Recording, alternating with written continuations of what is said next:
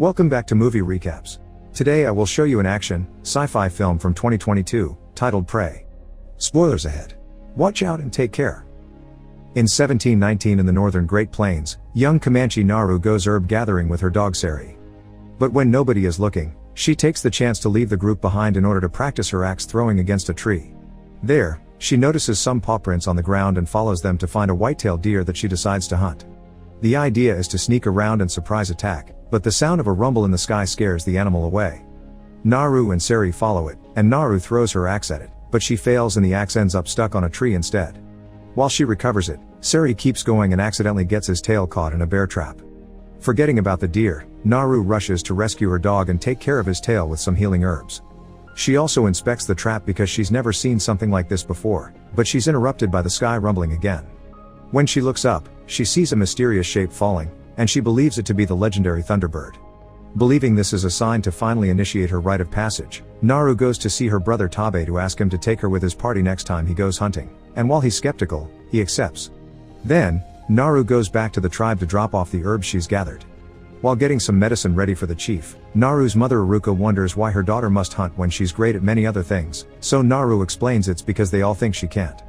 Meanwhile, it's revealed that the rumble from the sky actually belongs to a spaceship that drops an alien known as Predator on Earth. He's strong and fast, and his technology comes with camouflage that makes him invisible, plus heat vision goggles. Back to Naru, she returns to the forest to pick up some orange flowers her mother needs and keeps some for herself in her bag. When she returns to the tribe, she learns a mountain lion has taken one of their men and a hunting party is leaving to find them. Naru follows them, intending to join them, but some of the men don't want her there because she wasn't trained to hunt like them. Tabe comes in her defense, explaining she's good at tracking and medicine, so she's allowed to join them because she may be useful. Predator is in the area too, busy killing a snake. Following the tracks left by the mountain lion, the hunting party eventually finds their wounded friend Puhi. The hunters build a stretcher while Naru takes care of the Puhi's injuries, including feeding him some of the orange flowers, which will cool his blood. Now the party is ready to take Puhi back, but Tabe stays behind to find the mountain lion. Naru wants to stay with him because she thinks there's something else besides the lion. It doesn't make sense for Puhi to be alive, meaning something dangerous must have scared the lion away. Tabe turns her down though, and makes her leave. At first, Naru walks away with the party as her brother told her to, but she stops when she notices some weird things around her. Paw prints too big to be a bear's, a carefully skinned snake, and blood on the top of a tree. She wants to warn Tabe, so the party sends Pak with her for safety while the others go back to their tribe. The pair finds Tabe and help him hunt for the lion by using Naru's plan, because Tabe wants to give her the chance she asked for. While Tabe lays down the bait, Naru and Pak climb a tree to wait for the lion, and the meeting comes sooner than expected. The lion jumps high enough to push Pak off the tree and kill him, then it jumps on a branch to go after Naru.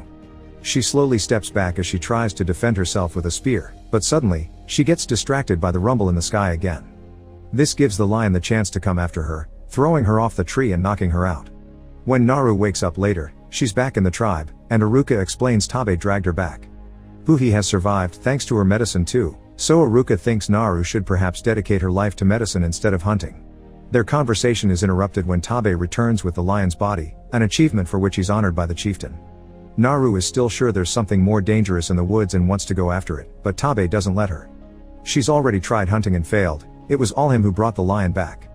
The next morning, Naru decides to disobey and go after the mysterious presence with only Sari as company. Through the forest, she keeps finding more proof of this unknown creature, like green blood on trees and more of those huge paw prints. Predator is indeed not far away from there, this time hunting a wolf in order to get its skull, which he cleans to use it as a mask. Naru on the other hand, isn't as lucky with her hunts. Hitting moving targets isn't as easy as hitting a tree, so by the time she recovers her throwing axe, her prey is gone. Fortunately, she comes up with an idea. She ties some vines to make a rope that she then ties to the axe, allowing her to throw it and instantly get it back without losing time. This finally lets her hunt a bunch of rabbits to feed herself and the dog. After lots of walking, Naru comes across a herd of skinned bison with some bullets on the ground around them. However, she doesn't know what bullets are and thinks the strange creature did this. When she leaves the area, she accidentally steps into quicksand. Thankfully, she still has her axe with her, so she throws it at a tree and once it manages to get properly stuck, she uses the rope to pull herself out. Meanwhile, Predator comes across the bison too, which warns him there are dangerous hunters in the area. Back to Naru, after washing up in the river, she comes across a grizzly bear that she intends to hunt. Unfortunately, her bow breaks, giving the bear the chance to come after her. Sari jumps in to distract the beast, giving Naru time to jump in the river and hide under a beaver dam. The bear comes after her again, trying to destroy the dam, but suddenly it's pulled back by Predator. Thanks to the bear bleeding on him, Naru finally gets to see the alien and wastes no time in jumping back into the river to swim away. Predator sees her but lets her go because he doesn't find her dangerous. After returning to the woods, Naru comes across a search party Tabe sent to find her while he looks around the other side of the river. They don't believe Naru's story because such a monster wouldn't let her go so easily, and when Naru tries to leave, Wasapi jumps on her to stop her. Naru fights fiercely but Wasapi still wins, tying her up to drag with the group toward camp. However, they stop when they hear some weird noises and red lights appear on Wasapi's chest. Staying invisible among the trees, Predator shoots and kills Wasapi, and when he comes nearer to recover his darts, the other hunters manage to hit him with an arrow. This causes the camouflage cloak to malfunction and reveal Predator to the naked eye. The men jump in to fight him, but Predator is no match for them and kills them easily. While he's distracted fighting, Naru approaches Wasapi's body to recover her things and cut off the rope, allowing her to run away. When she makes it to an open field, Naru comes across a hunter that had scouted ahead. He wants to fight back, but soon the red lights appear on his body too. Knowing what they mean now, Naru begins running away as Predator jumps on and kills her fellow tribesmen. She's so concentrated on keeping her eyes on the enemy that she doesn't see a bear trap on the ground and gets her leg caught in it. Predator comes after her, considering his options, but he suddenly runs away when he sees a group of French traders coming to see who fell into their trap. The traders knock Naru out and when she wakes up later, she finds herself in a cage at their camp. Sari has come looking for her, but he's caught and tied up as well. All the traders are wearing furs, and Naru realizes they were the ones that killed the bison. One of these men, called Raphael, knows how to communicate with her and asks her for information on Predator, who he thinks is a hunter looking for the strongest opponent. Naru tells them nothing, causing the traders to decide to reveal they've also captured Tabe and now they're hurting him to make him smell of blood. Then, Tabe and Naru are tied to a tree as prey to attract Predator so the traders can shoot him from their hiding spots. However, the traders didn't take into account Predator's camouflage, and he approaches them without them knowing to start killing them one by one. Tabe worries when he hears the screaming, but Naru explains to him that Predator doesn't want bait because he hunts differently, and he's always let her go because he doesn't consider her a threat. To make her feel better about her hunting abilities, Tabe confesses he only managed to kill the lion because he had followed Naru's plan, so she did do something back then. Their conversation is interrupted when Predator roars in anger as his leg gets caught in a bear trap. The French traders immediately go after him, but Predator quickly recovers and after tossing the trap away, he begins killing them with a variety of advanced weapons plus a shield that protects them from their bullets. The tossed trap lands near the tree, allowing Naru to use it to cut off the rope. Now free, Tabe leaves to find some horses and Naru goes to rescue Sari while Predator takes out most of the remaining men with a grenade. At the French camp, the traders are picking up their things to flee, and they intend to kill Sari. Naru jumps in to fight them and kill them all, and once she frees her dog, she sends him to find Tabe. Then she begins applying herbs to her injuries, and that's how Raphael finds her. He's missing a leg, so he asks for a deal. He'll give her his flintlock pistol and teach her how to use it in exchange for medicine.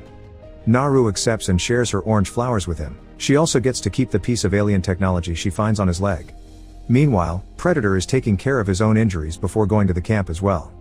Naru hears him coming and quickly hides while Raphael pretends to be dead.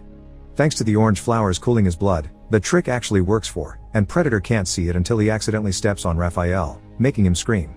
Predator quickly kills him as Sari shows up to attack, but before the dog can be shot, Tabe shows up too, riding a horse. He manages to hit Predator on the head once, and by riding quickly in circles he can dodge the alien's shots.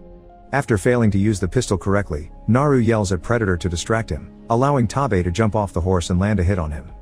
Now Predator and Tabe fight hand to hand, and since Tabe is such a good warrior, Predator decides to put on his camouflage to gain an advantage. He attacks Tabe from behind to kill him, but Tabe doesn't give up and holds onto Predator's leg to give Naru time to run away. Back in the tribe, another search party returns to give Aruka bad news. They couldn't find her children. Aruka grieves for them at the same time Naru reaches the river and washes while crying over her brother's death. Sari finds her and lets her know about a French man still in the area, so Naru uses the alien weapon he took from Raphael to knock this man out. When he wakes up later, the man finds himself in a camp where Naru is preparing herself to hunt Predator. She's painted her face and eaten some of the orange flowers to cool her blood. She's also allowed the French man to keep his pistol, although it's empty. However, his screams attract Predator, who sees the armed traitor as a threat and comes closer to kill him. He completely ignores Naru because he can't see her, so Naru takes the chance to shoot him from behind. A pistol isn't enough to kill him, but it makes him drop the mask, which Naru grabs before running away towards the area where she's prepared a trap. Predator follows a trail of blood that Naru left behind on purpose, and when he comes closer, Naru jumps on him to fight him hand to hand. After exchanging a few blows and protecting herself from his shield by hiding among rocks, Naru orders Sari to run by as a distraction and manages to push Predator into the quicksand she had fallen into before. This is obviously not enough to kill him, but Naru is ready. When Predator resurfaces and shoots, Naru quickly moves away and lets the projectile hit the mask she left there earlier. This makes the projectile rebound and kills Predator instead. The next morning, Naru returns to the tribe with Predator's head and the pistol, which is revealed to be Harrigan's weapon from another Predator story.